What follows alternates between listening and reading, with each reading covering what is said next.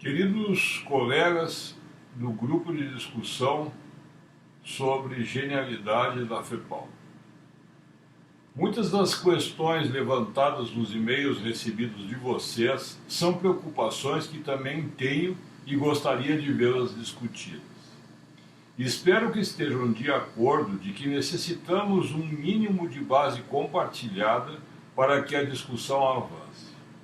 Para isso, escolhi o tema do processo criativo para começar, ou seja, o tema de como se dá a criatividade. Me parece a escolha adequada, visto que para estudar a psicanálise da genialidade é fundamental entender primeiro a criatividade.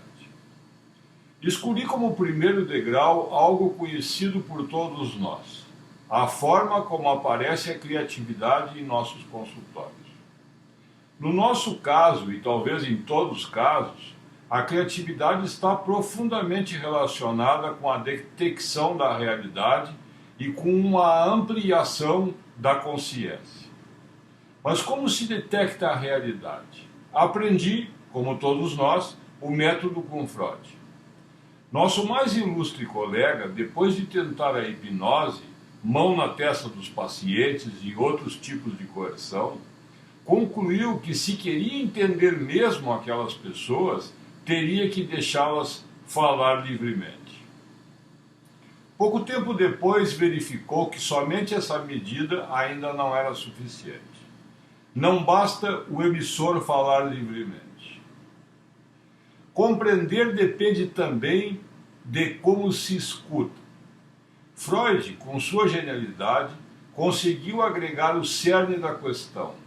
O receptor, o analista, também tem que escutar livremente.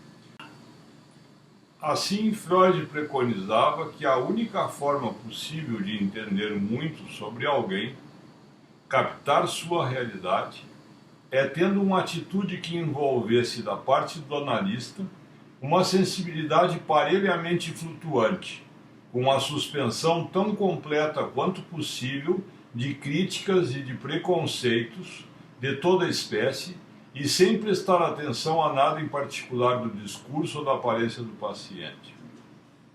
E sem tentar memorizar ou fazer anotações, pois adotar essa postura seria privilegiar algumas partes do discurso em detrimento de outras. E como Freud descobriu seu método? Segundo o historiador e filólogo Carlos Ginzburg, autor do capítulo Morelli, Freud e Sherlock Holmes, Indícios e Método Científico, escrito para o livro de Humberto Eco, O Signo dos Três, Freud desenvolveu, a partir de outro método usado esse com a finalidade de descobrir a autoria de quadros e esculturas antigas. O ponto de partida para a investigação de Ginzburg foi um trecho do livro O Moisés de Michelangelo, de 1914, onde Freud escreve: muito antes de ter tido qualquer oportunidade de ouvir falar em psicanálise, soube que um conhecedor de arte provocara uma revolução nas galerias da Europa, colocando em dúvida a autoria de muitos quadros. Parece-me que seu método de investigação tem estreita relação com a técnica da psicanálise, que também está acostumado a adivinhar coisas secretas e ocultas a partir de aspectos menosprezados ou inobservados do monte de lixo, por assim dizer, de nossas percepções. Estava se referindo ao italiano Giovanni Morelli, quem nos anos 1874 e 1876 publicou os seus primeiros trabalhos. Morelli era médico, historiador e crítico de arte. Posteriormente veio a ser senador. Como profundo conhecedor do mundo que gira em torno da arte, estava ciente dos muitos problemas de identificação das obras que sempre houveram. Atribuir uma obra ou distinguir entre uma cópia e um original, raciocinava Morelli, é uma tarefa árdua, pois é comum que as pinturas não tenham assinatura, sejam realizadas por aprendizes, repintadas restauradas ou até mesmo falsificadas. Em vista disso, propõe um novo e revolucionário método para descobrir as atribuições, causando um verdadeiro terremoto no mundo das artes. Para conseguir atribuir com precisão, preconizava, é necessário abandonar as características mais óbvias das pinturas, como o esfumato ou o sorriso dos personagens de Leonardo da Vinci, ou como os olhos voltados para os céus nas figuras centrais de Perugino, por exemplo, já que essas composições mais evidentes são as primeiras a serem copiadas. Deve-se atender aos detalhes pequenos ou mesmo ínfimos, que são realmente peculiares a cada autor.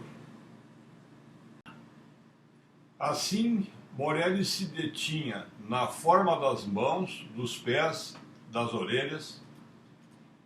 Sua fórmula foi muito combatida, pois chegou a destruir sonhos e fortunas, pondo em risco a idoneidade de muitas obras dos acervos de museus famosos. Criticado de positivista e mecanicista, foi obrigado a enfrentar detratores por muitos anos. Segundo Ginsburg demonstra através de exemplos, era a mesma fórmula que Arthur Conan Doyle providenciava para Sherlock Holmes, e agrega: para Freud, esses detalhes eram sintomas, para Holmes eram pistas, indícios, e para Morelli, características pictóricas. Nos três casos, detalhes minúsculos proporcionavam a clave para aceder a uma realidade mais profunda, inacessível por outros meios. Novamente cito Ginsburg. O próprio Freud manifestou a um paciente, o Homem dos Lobos, quão interessado estava nas histórias de Sherlock Holmes. E quando, na primavera de 1913, um colega seu, Theodor Hayek, sugeriu um paralelismo entre o método psicanalítico e o método de Holmes, Freud replicou expressando sua admiração pela técnica de Morelli. Nos anos 70, eu estudava na APA, em Buenos Aires, os meus primeiros seminários de técnica psicanalítica. Costumava frequentar um antigo restaurante muito perto da minha casa. Todos os simpáticos e atentos garçons tinham mais de 60 anos e faziam parte dos móveis e utensílios do estabelecimento. Numa determinada ocasião, estávamos com uma mesa com mais de 10 pessoas. O garçom escutou, atento, todas as escolhas e, sem tomar nota, foi transmitir os pedidos. Para minha estupefação, o solicitado foi colocado, sem equívoco ou pergunta, em frente a cada um dos comensais, o que incluía tanto bebidas como comidas, tanto os sem como os com gás, como os ao ponto ou mal passados, e também os que em última hora haviam modificado sua escolha original. Eu já tinha observado antes esse espetáculo, mas sempre com poucas pessoas à mesa.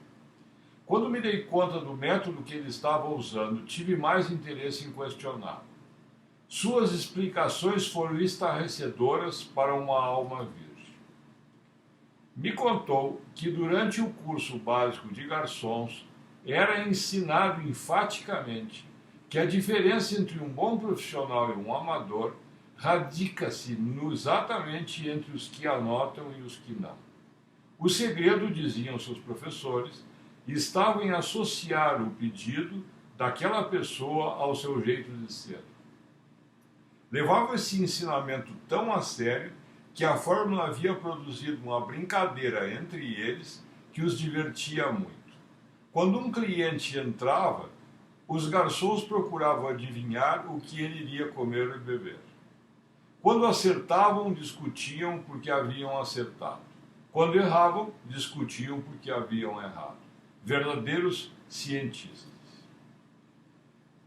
Penso que se pode falar em expansão da minha mente quando constatei que a atenção flutuante com a associação livre não é uma prerrogativa ou método próprio dos psicanalistas. Comecei, ainda que de forma incipiente, a perceber de que era uma maneira muito delicada, talvez a única, de detecção da realidade. Começava a entender um detalhe de como funcionava a criatividade. Gostaria de indicar nesse ponto a sugestão do colega Maurício Marques e Silva, de que possam procurar na internet a palestra do psicólogo que se dedica a State of Flow, que servirá para ilustrar o já tratado e, como uma luva, conectar essa apresentação com a sua continuação, a criatividade nas artes. Finalizo apoiando-me na poética do escritor Chesterton, que sentencia: se olhas uma coisa 999 vezes, estás perfeitamente a salvo. Caso olhes a milésima, corres o risco espantoso de vê-la por primeira vez. Espero os comentários de vocês.